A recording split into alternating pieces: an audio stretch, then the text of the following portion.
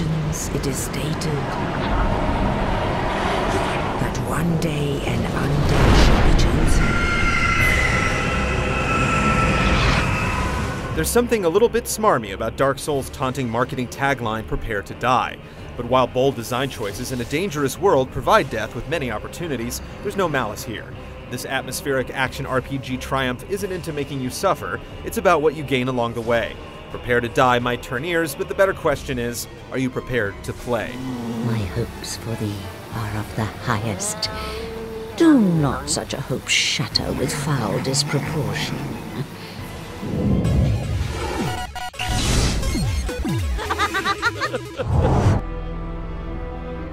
Even now, there are only embers, and man sees not light, but only endless nights.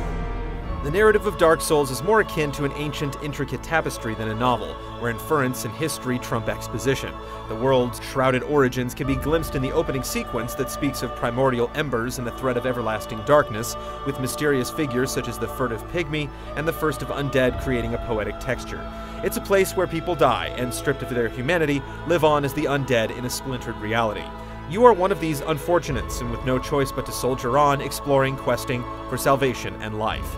Snippets from item descriptions and sparse but intriguing NPC dialogue give traction to a story steeped in lore, if light on explanation. Terrific to see us both in one piece, and pray that you never go hollow. There's an eternal logic to these shattered realms which leaves a yearning to learn more, with vagaries and missing pieces inviting you to draw your own conclusions. Some of the simpler concepts could use further elucidation, a reoccurring problem throughout the game, but there's enough mysticism and myth to give Dark Souls a level of rumination to match its murkiness, where story elements mash with gameplay concepts in an attempt at a shared coherence. Or is he not too drenched in sin?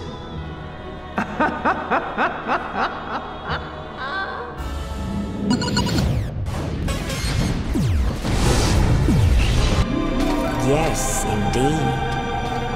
The dark sign brands the undead. You begin Dark Souls as an undead inmate in a decrepit asylum, where a terse tutorial attempts to instill the game's nature and controls.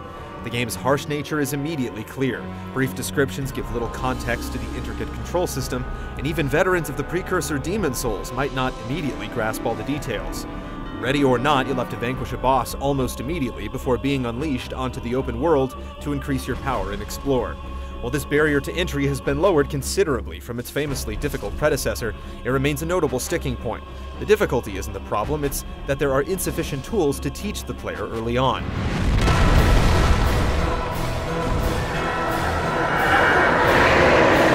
Post-escape, the world opens up with multiple paths to explore and proving grounds to spill your blood along with that of your enemies.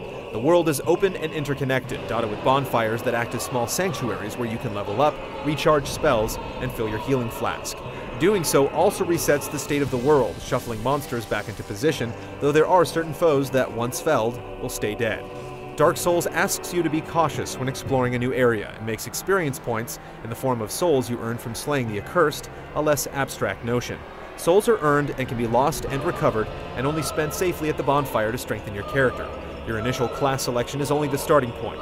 A cleric can wield a greatsword, and a fighter can invest in magic, provided the stat requirements are met. Like Souls, items and equipment aren't freely given but earned, with weapons being looted from corpses or found after a daring leap. Eventually, areas are conquered, bosses killed, and more distinct lands become available. The world becomes a wormy apple, and you the worm, linking disparate zones into an exquisite jigsaw puzzle where each piece is an alluring picture filled with monstrous beasts, unique inhabitants, and no small number of surprises. The experience is further defined by unique online features refined from Demon Souls' original system. It's not all immediately apparent, but meeting the proper conditions let you summon other players to tackle areas cooperatively, invade players, and enter covenants, factions whose favor you earn by assisting or thwarting other human players. Ah, thou dost cometh. How fares ye? Even if the game is played offline, the aspect of the game is simulated by computer-driven phantoms. The various layers of interaction, including a messaging system that can enlighten or mislead, and concepts such as a faction dedicated to hunting down invading players, further blur the lines between playing online in an intriguing and rewarding way. There's a certain point in the game where the design clicks, around the time you've overcome a frustrating boss and discovered a much-needed shortcut back to the starting area. There's a feeling of accomplishment and satisfaction that gives the gumption to conquer the land and partake in its mysteries, both on and offline.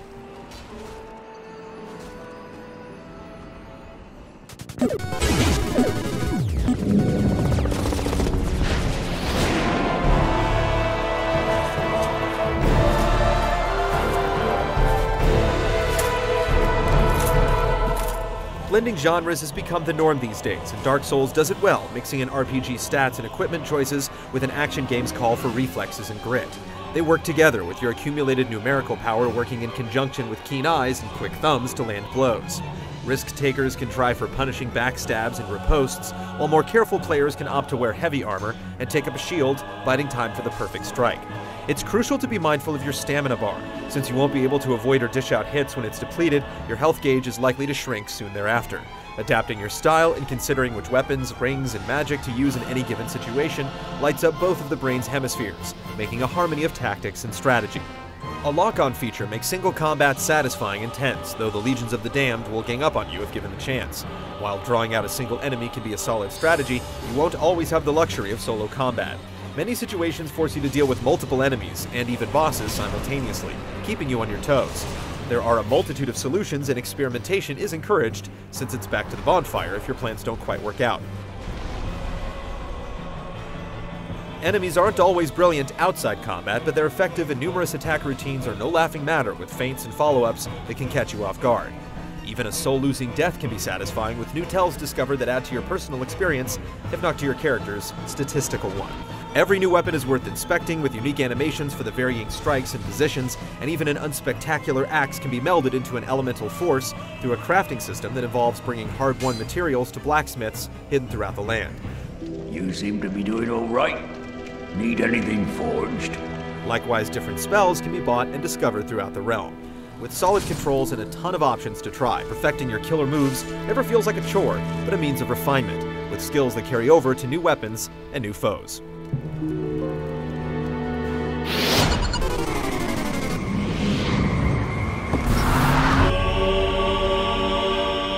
The scope of Dark Souls is certainly not lacking in ambition, though that ambition sometimes eclipses its technical prowess. The lands are distinct and detailed, flowing together with no interruption from loading screens, but the frame rate suffers, with dips that can be annoying or even detrimental to the experience. Animations are lively, especially the brutal grabs and riposts, and although the corpse's rubbery ragdoll dancing comes across as absurd at times, it doesn't affect the gameplay.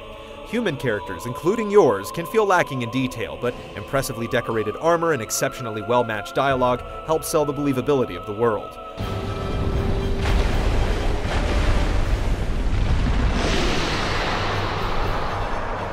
Grand orchestral tunes reserved mainly for boss encounters, with haunting ambient sound and the rattling of clang and steel, create much of the soundscape. Beautiful and diverse as a whole, it's a shame that the game's artistic merits aren't consistently matched by technical performance. Despite the occasional imperfections, however, this strange and expansive world is truly something to behold.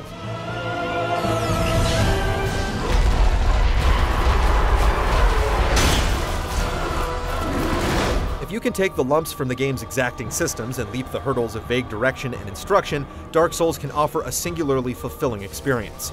Its well-crafted land stretches far and wide without resorting to filler, but is stocked with enticement and mystery to spur on hours upon hours of discovery that time and time again see dramatic tribulation turn to harrowing triumph. Like coal turned to diamonds, Dark Souls is capable of compressing frustration and hardship into deep satisfaction.